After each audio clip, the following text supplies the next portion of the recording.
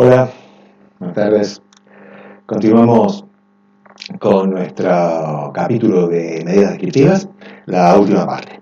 Esto es corto, es breve, se trata de las medidas de forma.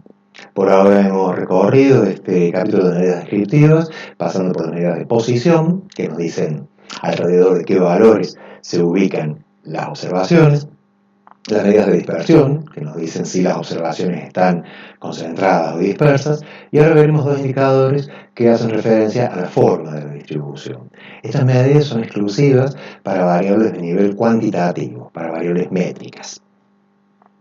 De estas, las medidas que vamos a tratar acá, las medidas de forma a las que nos vamos a referir, son, como les digo, dos. Simetría es una de ellas, kurtosis la otra. Vamos a empezar con un ejemplo. Acá tenemos una distribución de una variable discreta con estos valores y las frecuencias que están allí indicadas. Como podemos ver, hay una distribución bastante poco homogénea. Hay una cantidad grande de observaciones que están en una sola categoría, la categoría 3, y hay un valor extremo, el 10, que tiene una frecuencia muy bajita. 3 casos nada más. Cuando vamos a calcular la media de esta distribución, el promedio nos da 4,51. Lo cual podría parecer un poco extraño, porque 4,51 es un valor bastante alto, considerando que casi una gran proporción de los casos está en el valor 3. Es un valor que aparecería, el 4,51, como poco representativo.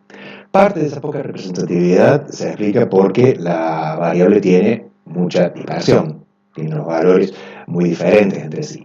Pero parte de ella también es por la forma que tiene esa distribución. Observemos el histograma.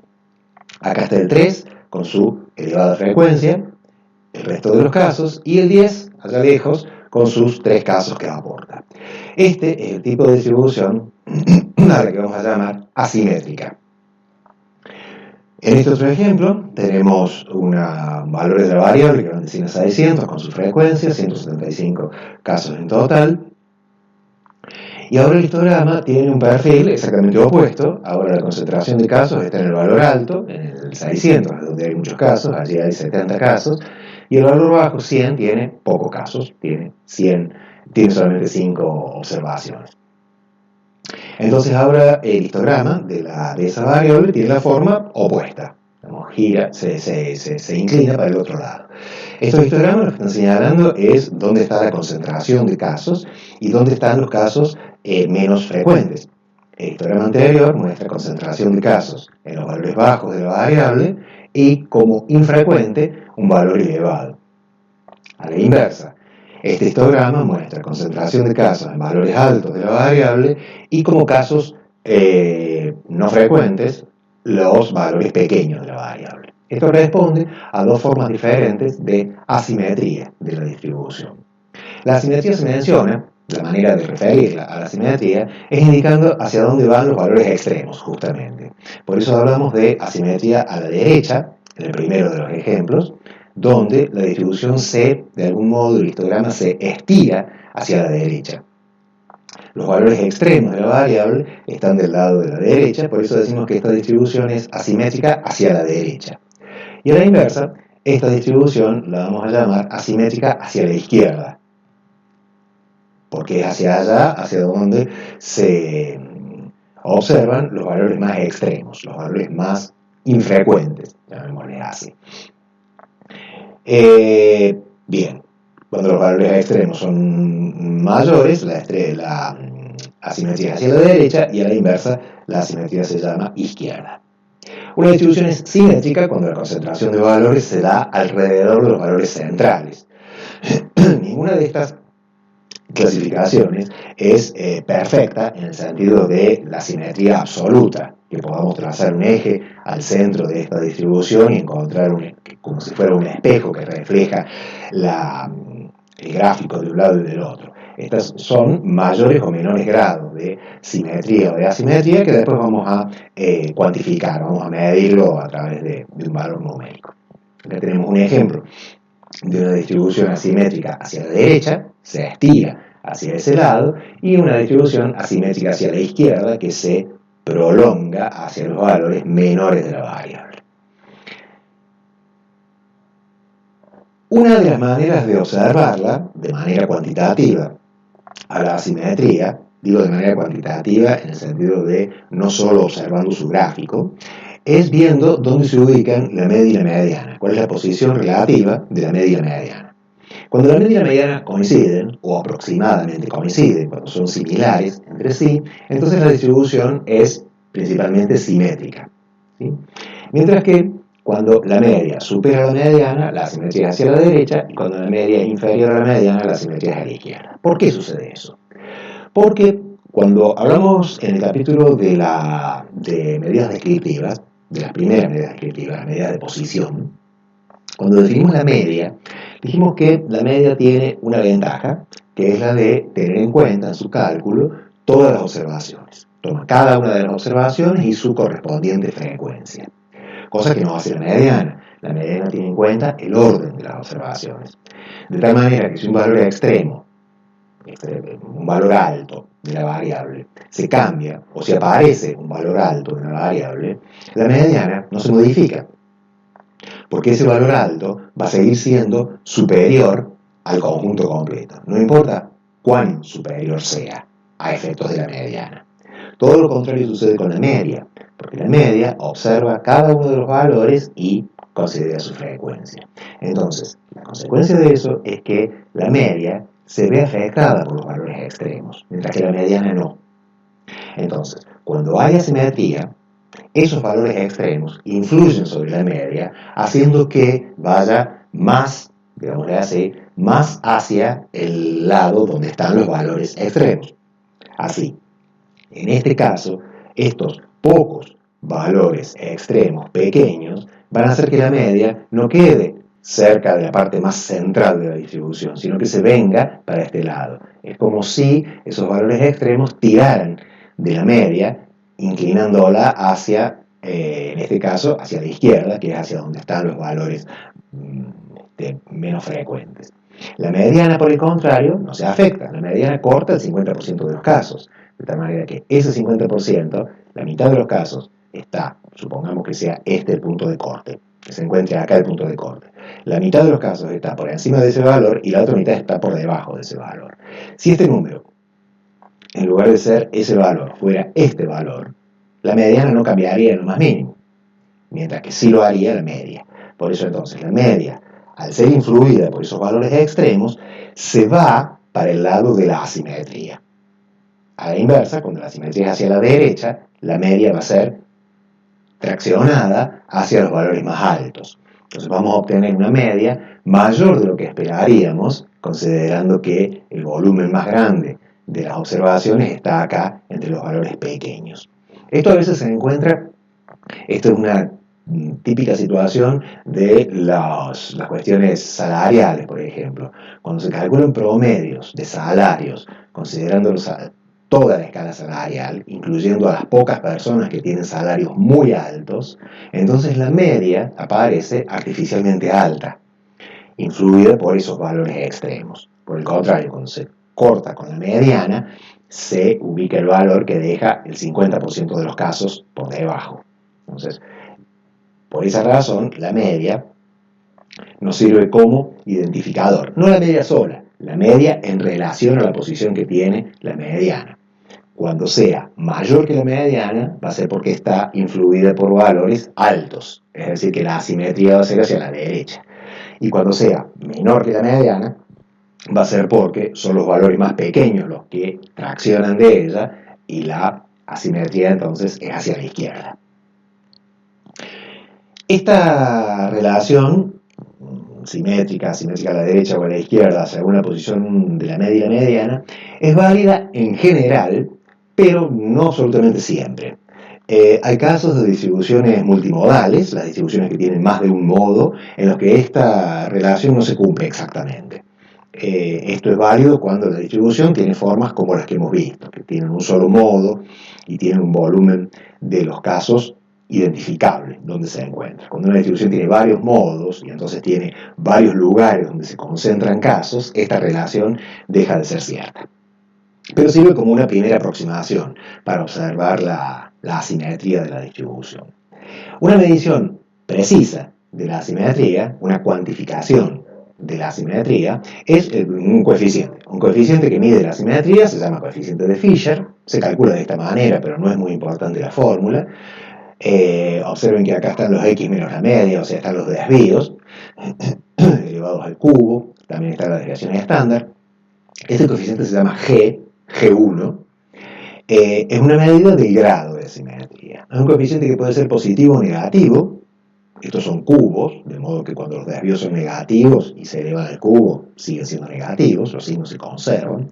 El coeficiente puede ser negativo y evalúa simultáneamente hacia dónde es la asimetría, o sea, si es asimetría hacia la derecha o hacia la izquierda, y el grado, la intensidad de esa asimetría, de modo que uno puede distinguir entre dos distribuciones que ambas sean asimétricas a la derecha, por ejemplo, cuál es más asimétrica mirando el coeficiente de Fisher.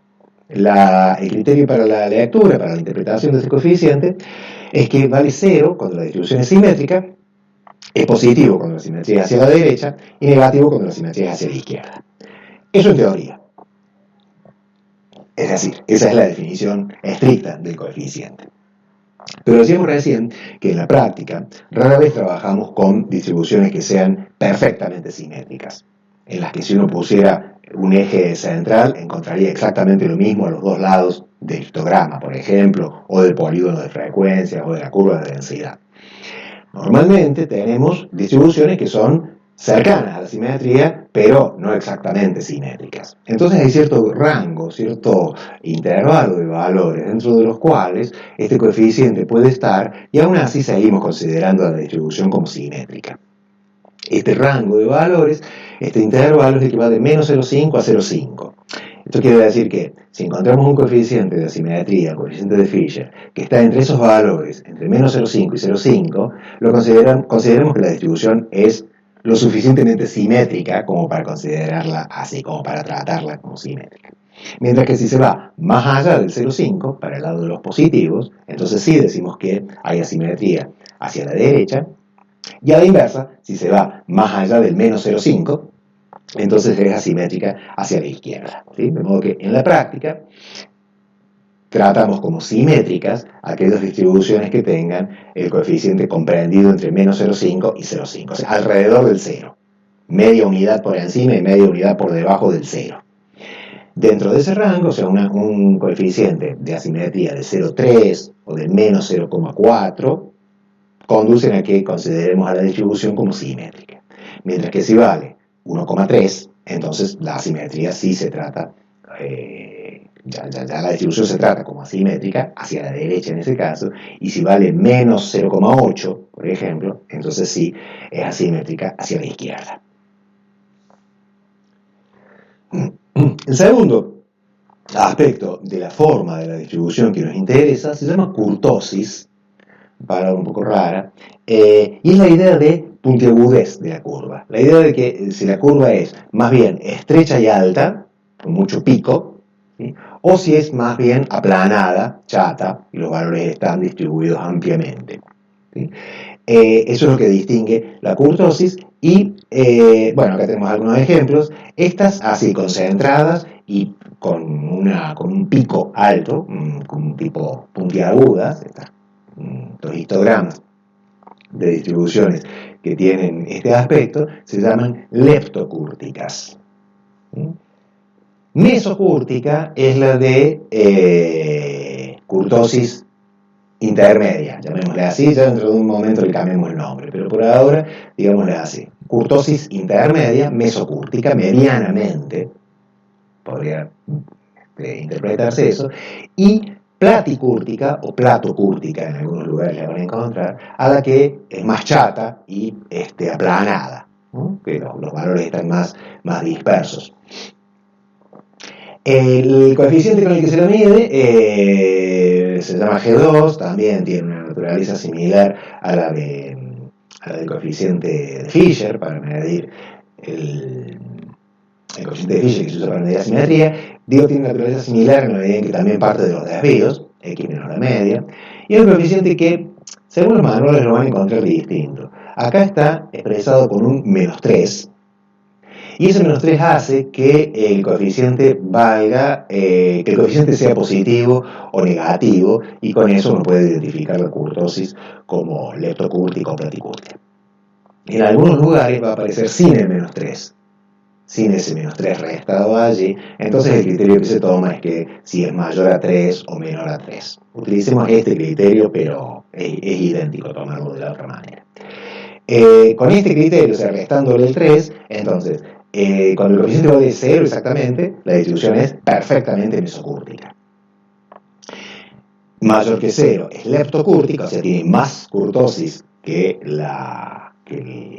este intermedio que estamos llamando hoy mesocúrtica, o sea, es puntiaguda cuando el coeficiente es mayor que 0, y es aplanada, o sea, platicúrtica, cuando es negativo el coeficiente. Exactamente lo mismo que dijimos para la simetría vale para la kurtosis. No vamos a encontrar en la realidad, trabajando con datos reales, distribuciones que sean perfectamente mesocúrticas.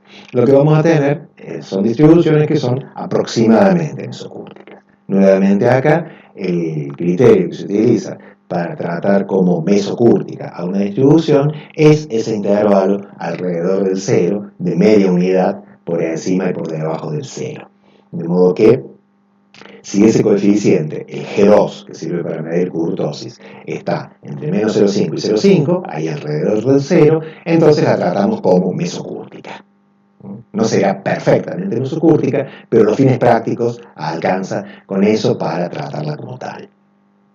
Mientras que si se va más allá del 0,5, para el lado de los positivos, es leptocúrtica, va a ser empinada, estrecha y alta, y si se va más abajo del menos 0,5, para el lado de los negativos, va a ser platicúrtica, más achatada.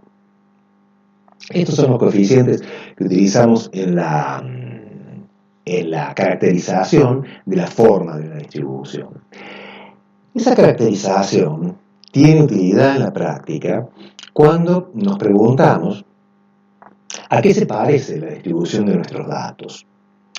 Y una distribución de referencia muy usada, que vamos a ver dentro de pocas clases vamos a entrar en esa distribución, es la que se llama distribución normal. Es un modelo teórico, es una distribución de frecuencias, pero también una distribución de probabilidades, como veremos más adelante, que tiene como característica fundamental que es perfectamente simétrica y mesocúrtica. Por eso la expresión que usamos hace un momento de kurtosis intermedia habitualmente se la llama kurtosis normal, pero no en el sentido normal de la normalidad en el uso cotidiano del término normalidad, cualquiera sea el uso que se haga de ese término. Acá normal quiere decir algo muy preciso, quiere decir igual a la distribución normal, que es un modelo de distribución que tiene esa forma, tiene una forma, si se traza la curva de densidad, tiene una forma acampanada, es la más famosa de las distribuciones, además de ser la más usada de las distribuciones. Lo particular que tiene esa distribución, insisto, es un modelo teórico. Los modelos reales, las distribuciones reales de frecuencia son, algunas se aproximan más o menos a este modelo normal. Después, en el capítulo de probabilidad, vamos a discutir un poco más la idea de modelo, qué quiere decir modelar algo de la realidad a partir de un esquema teórico. Bueno, la particularidad entonces del modelo normal es que se trata de una distribución perfectamente simétrica y perfectamente mesocúrtica. O sea, para esa distribución, efectivamente, el G1, el coeficiente de asimetría de Fisher, vale 0 exactamente, y el G2, el coeficiente de kurtosis, vale exactamente 0. Estas dos medidas caracterizan en términos de forma a una distribución y fundamentalmente en términos de su similitud con la distribución normal. A veces con la kurtosis suele decirse que la distribución leptocúrtica tiene más kurtosis que la normal y la distribución platicúrtica tiene menos kurtosis que la normal, tomando a la distribución normal como un modelo de referencia. ¿Qué tan parecidos son nuestros datos a ese modelo teórico que se llama distribución normal? Bien, de eso se trata este capítulo y con eso cerramos las medidas descriptivas que habíamos mencionado al comienzo con las medidas de posición, dispersión y estas últimas que completan a la forma de la distribución. Con esto alcanza, en principio, para caracterizar un conjunto de datos. Este conjunto de medidas, junto con las representaciones gráficas, por supuesto, alcanzan para dar una idea aproximada de cómo se comporta una determinada variable. Esto por ahora.